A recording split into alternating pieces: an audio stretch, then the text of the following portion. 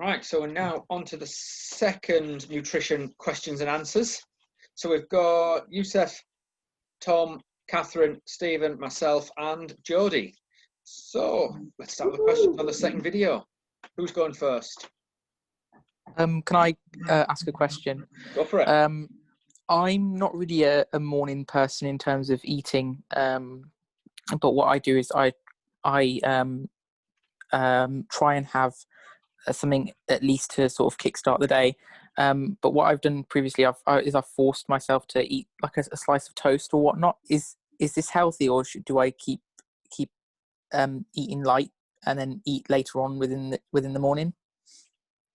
Yeah, good question, Youssef. And I'm sure that there's a lot of athletes in a similar position to yourself. You know, sometimes in the morning, if you're not a morning person, then to stuff your face with some food's probably not the first thing on your mind. And also, if you've got a tournament, then you might have a few butterflies. You might feel a little bit sick in the morning. So you're not alone in that. First and foremost, that's important to know. But should you force yourself to eat? I guess you've got to ask yourself the question of what's the purpose? What are you going to get from eating before a competition when you wake up? And at the end of the day, you do need some fuel inside of you to be able to perform through at least that group stage morning period of a tournament. So, like I said earlier, choosing things, liquid options like flavoured milks, fruit juices, flavoured yogurts maybe, some smooth fruits like melon, which are going to help not only hydrate you but also provide you with some carbohydrates, some food. And maybe go for some bland options like rice cake with jam, or porridge or some light cereal. So it's not a case of is it healthy or not, it's a case of what's your priority on the morning of a tournament, and the priority is to get as much fuel inside you as possible. So I would try, if you do struggle to consume solid foods, do try go for the liquid options first. Does that answer the question? Yeah, it does. Thank you. Good stuff. Stephen, do you have any questions?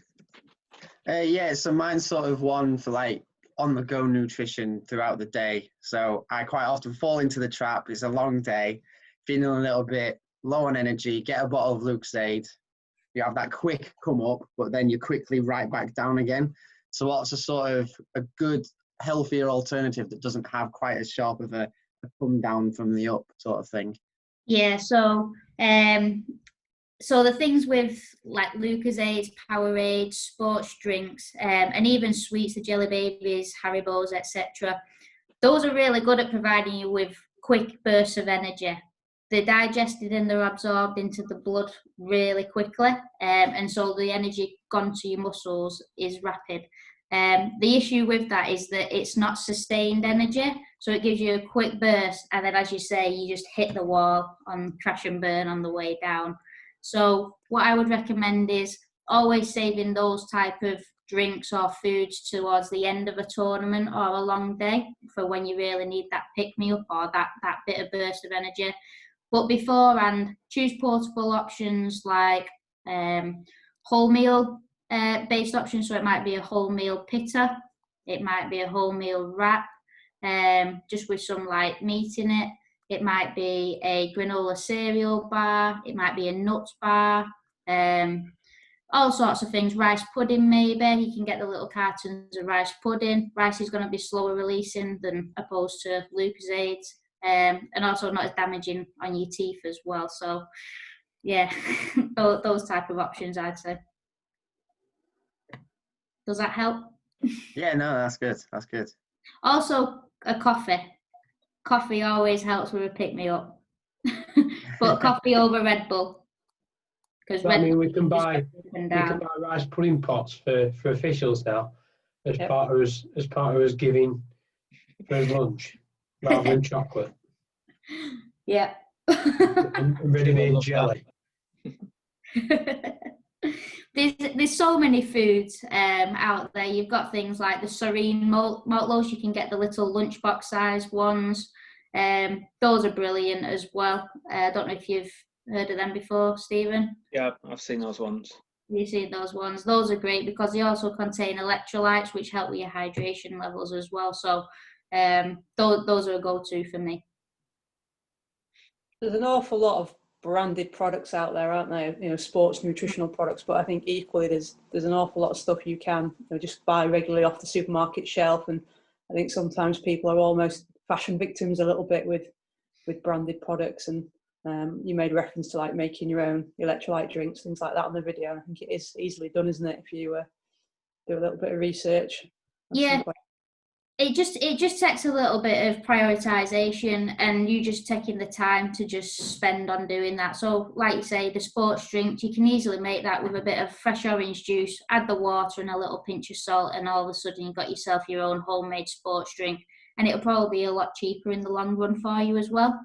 Similarly, I made reference to an immediate recovery drink being a low-fat flavoured milkshake. So instead of buying a milkshake from the shop for £1, £1.50, in the long run you can get a tub of Nesquik and just create your own milkshake instead. It might be cheaper for you. But yeah, you can make your own little energy balls. With the senior lads, we've been working on breakfast bars that are portable on the go options, a bit like a flapjack. But not as high in fat, so we're making them really carbohydrate dense using dried fruit, oats, honey. So yeah, there's loads of things you can do. It's just a matter of having a little thought process behind it, I guess. One question I've got with tournaments is, with more and more people now being vegan and vegetarian, what options are out there to get you through the day tournament-wise? Because I know there's quite a bit around that still isn't along the vegan and vegetarian routes. Yeah, so most carbohydrate options are still widely available for vegans and vegetarians. So the goal foods that we spoke of in the first nutrition session and the ones I've just mentioned are pretty much still accessible for them. It might be a case that when you're having a pita or flatbread or wrap, you're exchanging the chicken or the tuna for some tofu or for some corn meat, or you might even just be switching it out for some beans and lentils. So something like a chickpea wrap instead of a chicken wrap is going to help make you feel fuller and also curb the hunger during a long tournament day. So I think there's so much. I mean, when you go into the supermarket now, there's a whole aisle where you can get for catering for different special dietary requirements. So I don't think anyone's short of sort of food these days, but yeah. It'd just be mainly swapping out. So like the milkshake, it might be just that you choose for a soya chocolate milkshake instead. Make a simple swap like that. You can still access similar foods. Catherine, have you got any questions? Yeah, I mean, we have a number of goalballers who fast at certain points during the year. So past couple of years, Ramadan's fallen during the calendar year. So how, any kind of advice for players around that? How do you tackle a tournament when you can't fuel? Yeah, very, very difficult, but doable. I think when it comes to fasting, Ramadan, you have to develop, we were speaking to Steve about this earlier, about trial and error, but you have to develop a system which is right for you. Now, having worked with players where some of them prefer to train first thing at the night and then eat later on, or some people like to switch it around and get a meal in earlier and then train later in the morning or early, whichever way you look at it. I think it's a very tricky one. I think in the morning period where you are, I can't remember what they call it, the last feed in the morning, I can't remember what it's called. Take advantage of that opportunity there to consume the food because you're not going to be able to access it all day. Some people don't fully fast from water throughout the day as well. So obviously, if that's not you, then staying on top of your hydration is going to be important. But essentially, use that last feed as an opportunity to fuel, and then use that first feed at the end of the day as your recovery food. And don't feel like you have to overindulge either. Stick to the habit. So get a good source of protein, good source of carbohydrates, and your veggies in there, and importantly, rehydrate. It's a very tricky situation that if you've got a full day of tournaments, and I think in line with coaches that you would have to switch players about maybe more often, acknowledging that they may not be as well fueled or optimal timing as some of the other players. Okay. Tom, do you have any questions? No, not really. I think it's just kind of taking it all in around how perhaps we can adapt what we provide, because obviously tournaments we provide certain type. Well, we provide meals for officials, but also kind of around what the good kind of food is around, like your quick hit foods, i.e. your sweet stuff. And actually, because at tournaments generally is a bag of sweets comes out, it lasts 45 minutes, an hour, and then it just gets replenished. So it's then that constant boost for everyone during the day. So actually, is there a way that perhaps instead of just being sweets, whether it could be perhaps something along the lines of like a bit more healthier, a bit more strategic and as to how we do that, so that it actually benefits everyone else as well, rather than just them quick hits. This is more for officials and volunteers as opposed to players. Yeah, get you through the day. I only come to tournaments for the sweets on the table. Not taking my Taken away, sweets I'm away, are you? resigning. Yeah, Youssef won't volunteer anymore if you take the sweets off him. Yeah. I know. I think as much as you can, try get a decent sized breakfast to start the day, just to cover you through that morning period. So whether that's something like your scrambled eggs on toast, whether it's beans on toast, bagels, cereals, porridge, get a nice hearty breakfast. It might not be for everyone, but that's just what I recommend.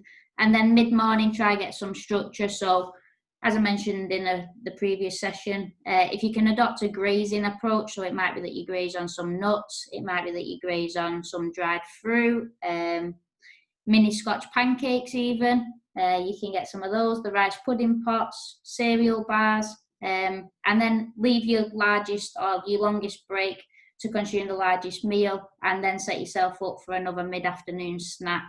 So yeah, it's very much more of a grazing approach through a tournament day, because you've got the obstacle of you don't know when you're going to be playing matches, unknown start times. It could be based on results when you go into play. So there's a lot of factors to consider, but I would just recommend that you have enough supply to last you the full day, as though you are going to win the competition or the tournament day, so that you have got enough fuel supply.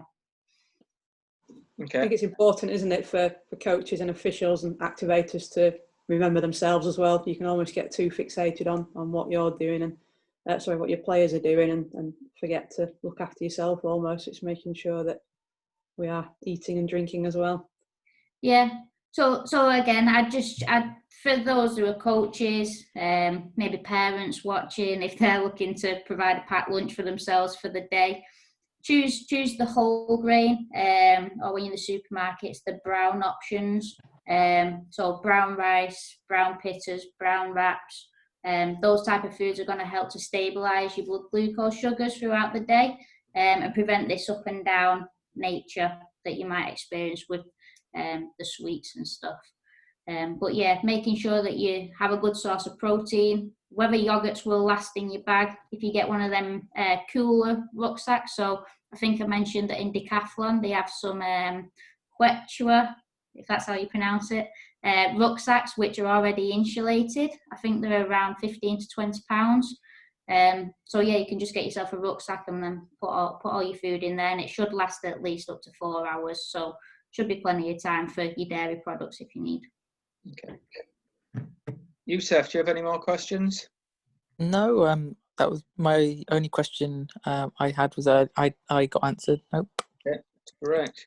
Anyone else have anything, or is that it for now? I think that's it for now. A comprehensive presentation again, so it's good. Yeah, definitely. All right, thank you very much, everybody. I will stop the recording now.